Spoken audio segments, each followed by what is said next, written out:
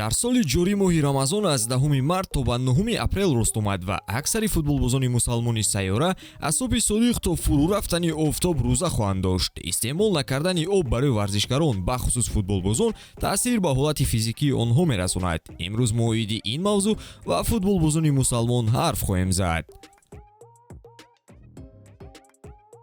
дӯстон, навори мо бо дастгирии ширкати Ягекс омода шудааст. рақобатҳои футболӣ ва дигар навъи варзишро бо хизматрасониҳо ва коэффициентҳои баланди ширкати Ягекс боз ҳам ҷолибтар гардонед. он ҷо регистратсия осон буда пардохт аз тамоми гӯшаи канори дунё бароятон дастрас мебошад. ана барои обуначиёни канали Футбародарон бошад, иқдоми махсус омода намуданд ки дар аввалин пардохт бо кӯмаккоди таҷфут ба ҳисоби шумо то $100 бонус дода мешавад. силкаи заруриро дар комментария мегузорем. ба ҳама муваффақият.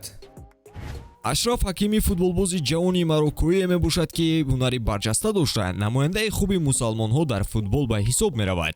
муҳаммад салоҳи мисрӣ низ яке аз шинохтатарин мусалмонон дар премер-лигаи англия буда ҷашнгирӣ аз голҳояшам ба таври хос амалӣ мешавад. маҳз бо шарофати ӯ дар англия одамон исломи ҳақиқиро шинохта истодаанд. ҳамзамон оилааш ҳам намунаи ибрат мебошанд. карим бензема дар оилаи мусалмони алжирӣ ба дунё омадааст. ӯ махсусан қайд мекунад ки эътиқоди ман кӯмак мекунад то ман диққат ба кори худро ҷиддӣ намоям. ҳамин роҳ маро сӯи комёбиҳо ҳидоят мекунад.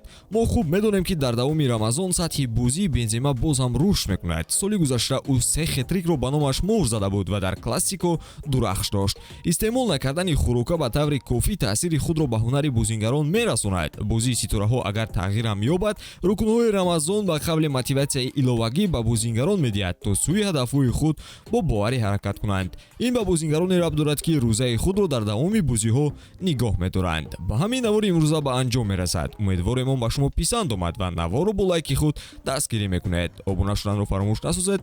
то боздид дӯстон.